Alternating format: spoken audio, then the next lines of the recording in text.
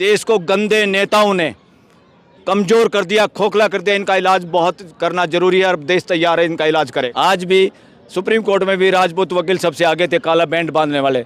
काला बैंड अभी भी अपनी जेब में है। अच्छा, आप लोग भी आज जो ब्लैक डे मनाया जा रहा है उसका समर्थन कोर्ट में पूरा ब्लैक डे मनाया गया और कोर्ट में लोग इवन कोर्ट के अंदर भी बांध के गए। एक आध जगह तो ऐसा हुआ, जज ने पूछा ये क्या बांधे हुए हो, बोले हम खिलाड़ियों के सपोर्ट में बांधे हुए हैं। संघी परिवार कहता कि हिंदू राष्ट्र बनाएंगे, मैं कह रहा हूँ संविधान इजाज़त नहीं देता। संविधान इजाज़त देता मानवीय राष्ट्र बनाने की। हम सारे मिलकर 130 करोड़ लोगों का लक्ष्य है मानवीय राष्ट्र बनाने का, ना हिंदू राष्ट्र बनाने का, ना मुस्लिम राष्ट्र बनाने का, ना सिख राष्ट्र बनाने का। ये सारे इसी के फूल हैं इस बगिया के। लोगों ने इस एपिसोड को रामायण और महाभारत की नज़रों से देखना शुरू कर दिया है और पात्रों के नाम लेने शुरू कर दिया। आपको तो मैं आपको बता दूं क्या फैल रहा है सुप्रीम कोर्ट में भी और समाज में भी। मुझे बहुत बुरा लगा और ये चीज़ें नहीं होनी चाहिए इस देश में। जो हो रहा है और समाज में क्या फैल रहा है सुनिए।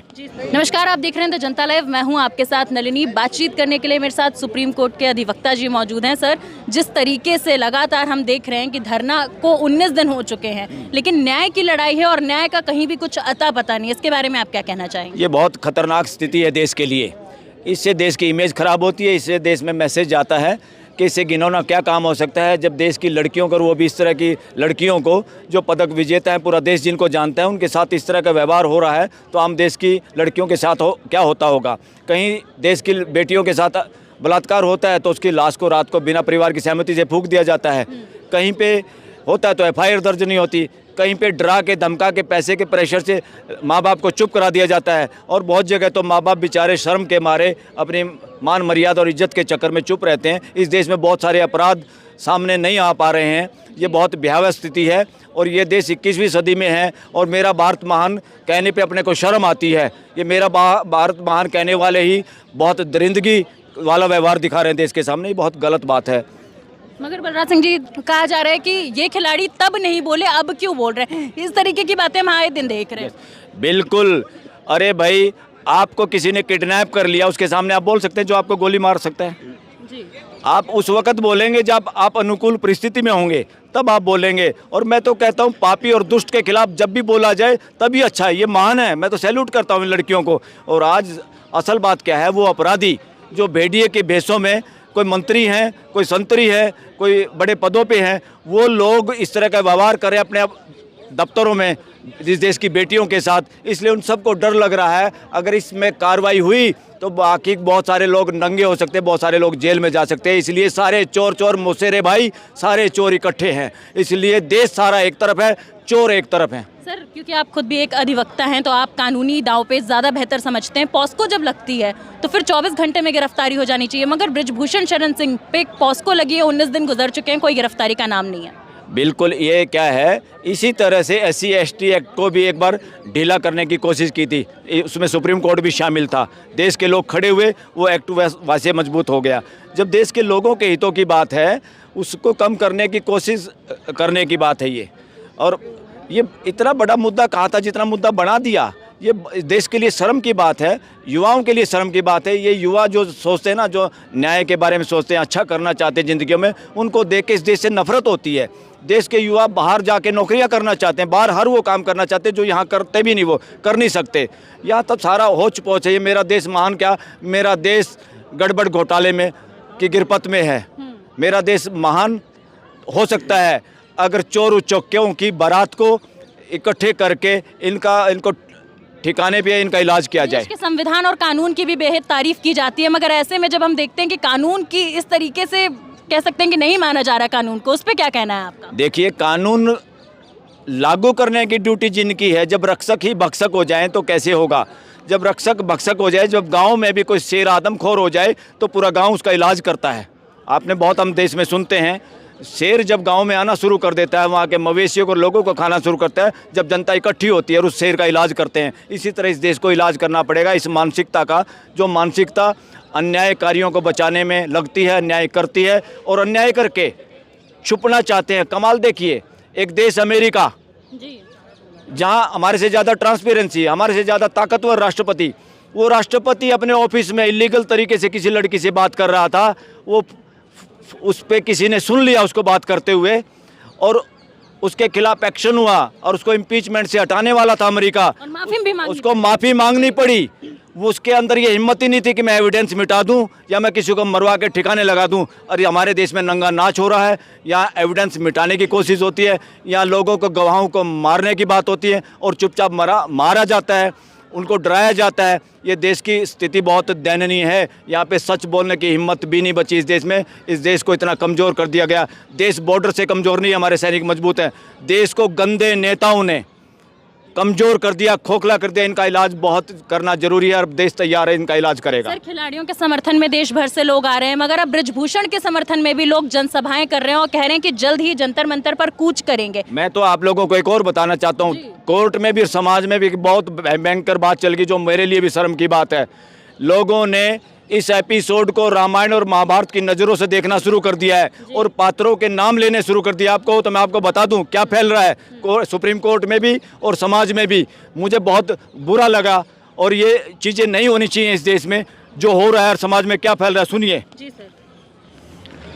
समाज में महाभारत की दृष्टि से किसको क्या नाम दिया गया है, ये समाज में चल रहा है बहुत।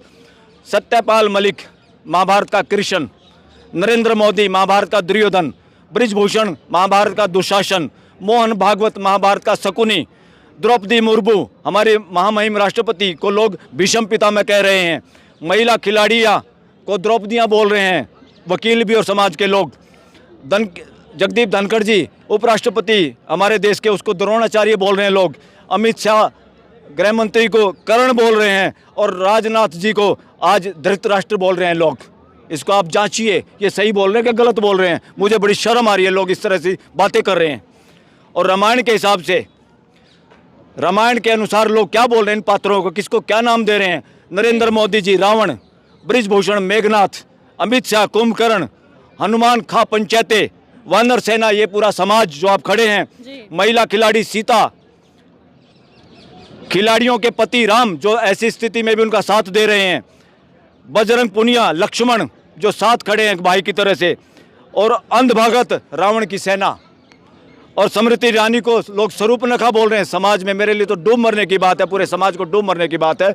ये क्या हो रहा है और क्या ये नाम देना पड़ रहा है लोगों को। सर, स्मृति ईरानी इन जी लोगों का को आपने बचना जिक्र किया, वो महिला एवं विकास बाल मंत्री हैं, लेकिन उनकी तरफ से भी कोई ना ट्वीट आया ना अभी तक कोई भी आश्वासन आया इन खिलाड़ियों के। अरे आश्वासन, वो सिलेंडर लिए घूमती थी। स्मृति ईरानी का क्या करेंगे हम। स्मृति ईरानी की तो स्टोरियां लोग बताते हैं, जिक्र करते हैं, कैंटीन में वकील लोग जिक्र करते हैं कि जिस दोस्त ने अपने घर पना दी उसी का हस्बैंड छीन लिया।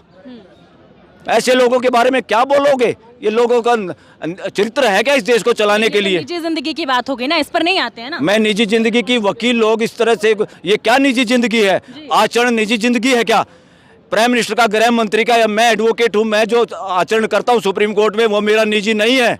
मेरा निजी मेरे घर के अंदर है, समाज के अंदर। समाज उसका चरित्र क्या है, उस समाज उसका आचरण का, ये चीजें देख रहे, तभी तो ये बातें आ रही है सामने। हमें शर्म आ रही है ये बातों।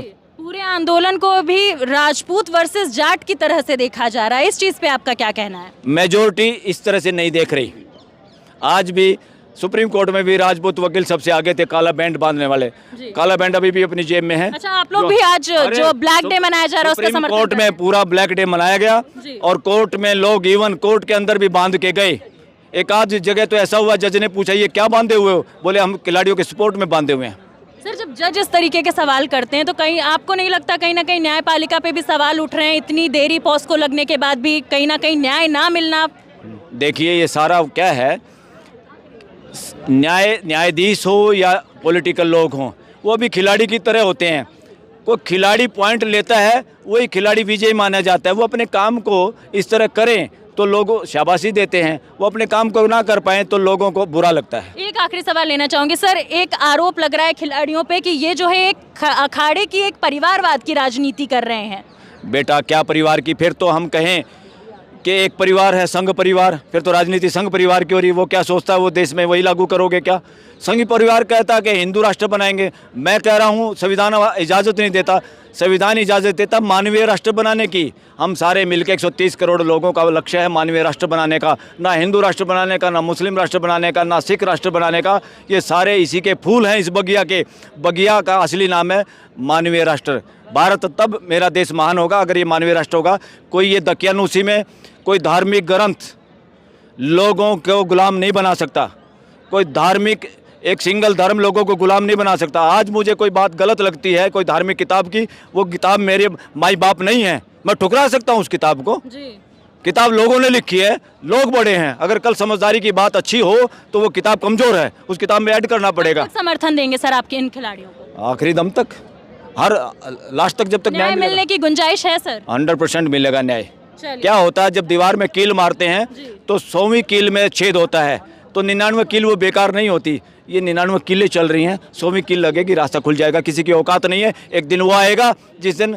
हाँ, मैं अपील करना चाहता हूँ एक और दिल्ली की जनता से, ये देश के लोगों को आने की जरूरत नहीं होनी चाहिए। जैसे हमारी बेटी निर्भया के साथ हुआ था और पूरा दिल्ली मोमबत्ती के लिए चल पड़ा था इंडिया गेट पे। आह्वान करते हैं कि चंद ही दिनों के अंदर मोमबत्ती का उसी तरह से प्रदर्शन मोमबत्ती जला के इंडिया गेट पे करे और दिल्ली की जनता करे। दिल्ली पूरा देश है, मिनी इंडिया है दिल्ली, यहाँ सारे लोग बैठे हुए हैं। इसलिए इसको किसानों का आंदोलन, हरियाणा का आंदोलन, जाति का आंदोलन ना बना के अपनी बहन बेटियों की इज्जत महफूज रखने के लिए समय निकालिए। और जंतर मंतर पे दिल्ली की जनता की पहली ड्यूटी बनती है, और वो मशाल लेके भी और कैंडल मार्च भी करें। और दिल्ली की जनता जब खड़ी हो जाएगी तब दिल्ली का सारा सिस्टम ठीक हो जाएगा, सारा सिस्टम ठीक हो जाएगा। Thank you. बहुत बहुत शुक्रिया सर आपका हमारे साथ बातचीत के लिए। तो फिलहाल के लिए बस इतना ही।